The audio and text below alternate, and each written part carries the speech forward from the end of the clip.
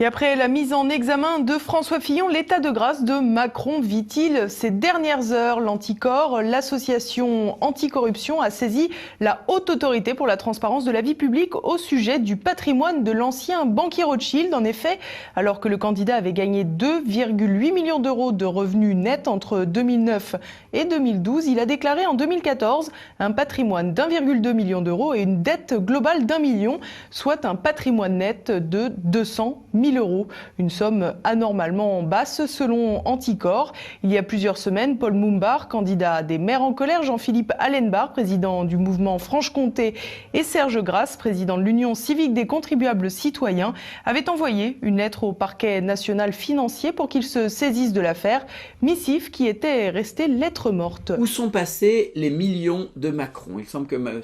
Macron ait quelques difficultés avec la déclaration de son patrimoine. Salut à tous, alors très bonne question Xavier, c'est pas moi qui les ai, ces millions. On pourrait peut-être demander à Jérôme Cahuzac, à mon avis, d'avoir une petite idée sur la question. Car on voit bien que les médias français ont pris fait et cause pour Emmanuel Macron. Depuis 6 semaines, nous avons quotidiennement les différentes casseroles de François Fillon exposées au grand jour. On sait le montant de son costume, on sait qui c'est qui porte les valises. Mais par contre, sur l'affaire que subit Emmanuel Macron depuis plusieurs semaines, rien du tout.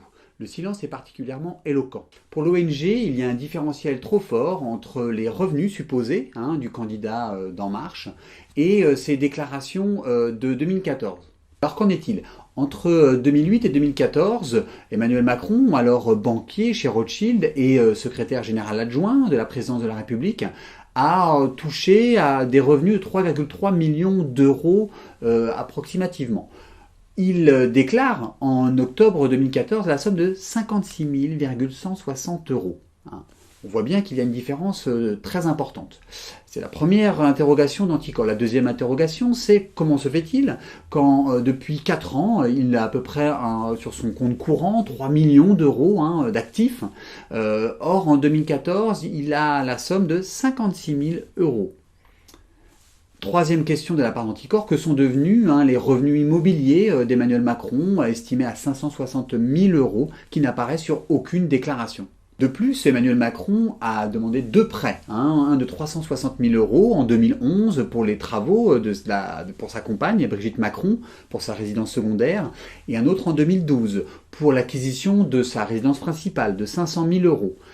Une personne ayant autant de revenus, il est étonnant qu'il demande des prêts et qu'il demande un endettement.